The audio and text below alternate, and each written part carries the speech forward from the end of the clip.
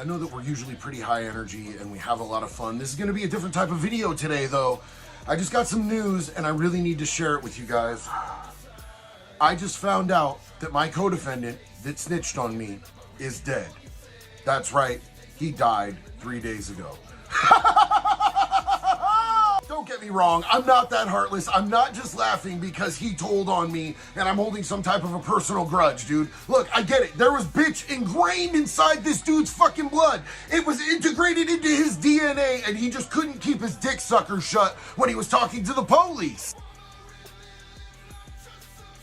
How hard is that? But no, honestly, the reason that I'm actually laughing is because I just found out what he did a couple days before he died. He was caught trying to roofie a girl's drink at a fucking hurricane party. Everybody's locked in a fucking house during a hurricane drinking, and this dude's trying to slip shit into girls' drinks. Punk motherfucker. And yeah, I'm all the way not fond of fucking snitches, man. Most every set that I've ever done, there was a fucking snitch involved. But the only thing that I hate more than that is a goddamn fucking sex offender. Now this dude is big, dumb, and slow as fuck, all at the same time. Choose a fucking struggle, bro.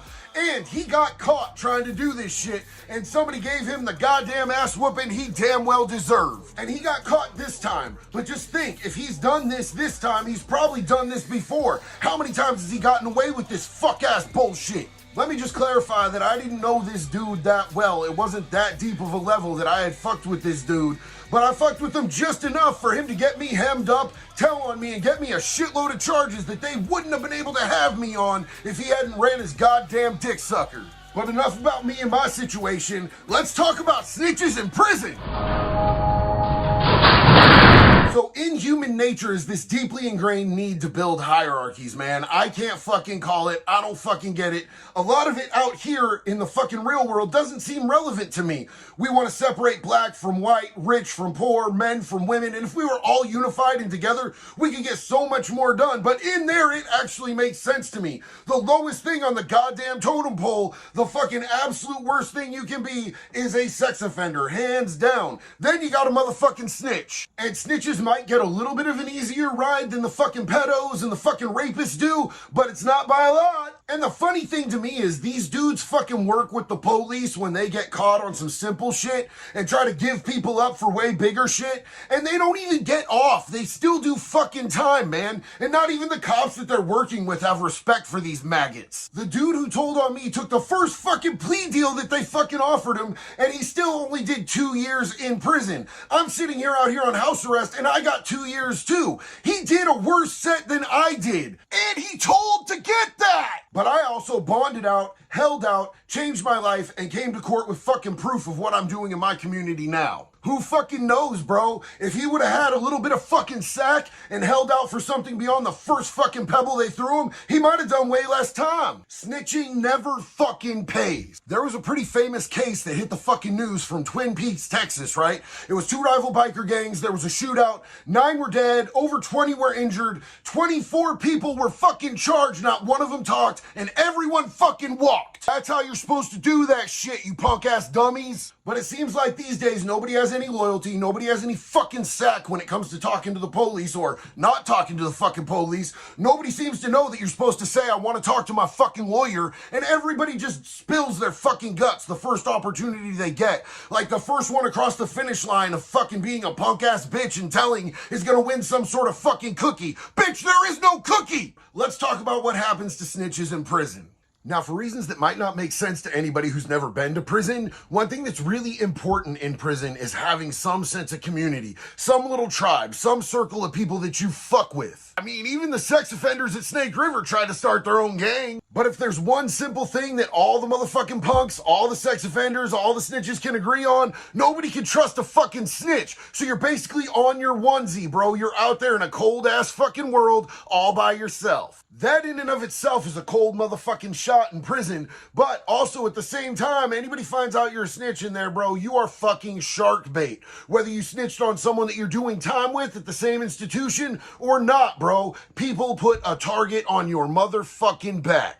And it's well fucking deserved, man. A good amount of the people that are in there because of a goddamn snitch. The only way that your time can get much worse if you're a snitch and you're in prison is if you're clicked up. If you were already clicked up and you go back to prison as a snitch, or if you try to join a fucking organization while you're in prison, you can pretty much consider yourself a goddamn dead man. Gangs and organizations take that shit really personally because every single member is a reflection on every other member. I was really good friends with this crew from out of Southeast Portland when I was at OSP, man. These dudes were doing big things, right? They had a dude in their crew that they found out eventually somebody shot them the fucking paperwork on their own fucking homeboy. And when I tell you they threw this dude down the fucking metal stairs and stomped a fucking mud hole in this dude's face, like his face was unrecognizable. This dude caught the life flight straight out to fucking ICU. And when he got back, they took him straight to the fucking PC unit. And understand that it's a cold fucking operation, bro. They found out, they didn't say a word to him. All of a sudden, 3 dudes that he had loved, known, and trusted for a fucking year in prison, all of a sudden they're chucking him down the fucking stairs and fucking repeatedly stomping them with their work boots on until his fucking facial structure caved. And these dudes were at every prison across the state, so there's no safe prison to send this motherfucker to, bro. Rest of the time he had to do in PC. And I think this bitch had something like 9 years to do. Doing time in PC does not sound fun to me. I've never gotten to see the facilities, but from what I understand, it's the same thing as being in the motherfucking hole or death row. Imagine doing 9 years in the goddamn hole. Just shoot me in the fucking head, bitch. There was another dude that landed at OSP,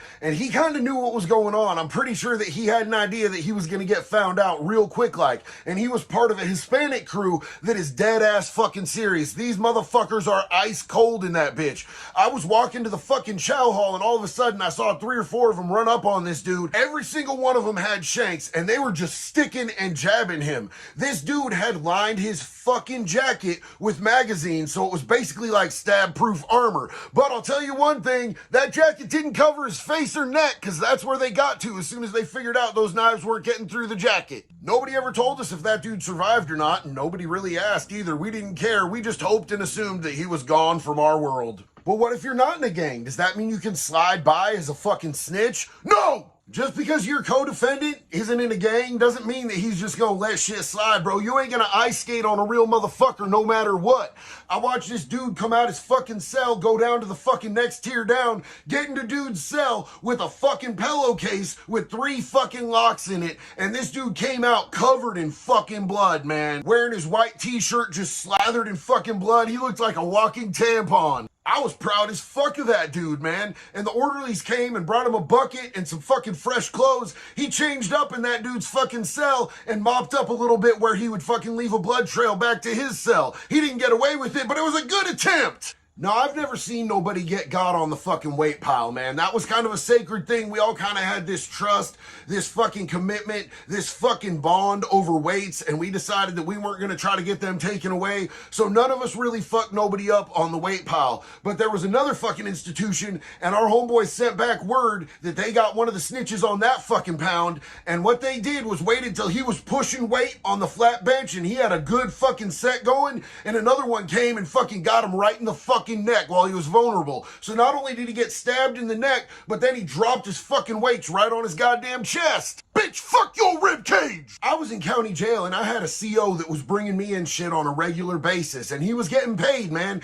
He was getting paid, I was getting paid, everything was going really fucking smooth. But there was a dude on my unit who saw what was going on. He came to me and was asking for free shit. I told him to fucking go pound sand, right? Go kick rocks and flip-flops. Rub it on your motherfucking chest, bitch. Ain't no fucking freebies. I look like I give out free samples, ho? So this motherfucker went and tried to talk to the sergeant and snitch me out. And the CO that I was working with came and told me, yo, that motherfucker right there just tried to fuck off our whole operation and get you and me hemmed up. My sergeant came and told me about it. Luckily, he likes me, so none of us are in any trouble, but he said you gotta handle that motherfucker for telling. Oh, bitch, bet!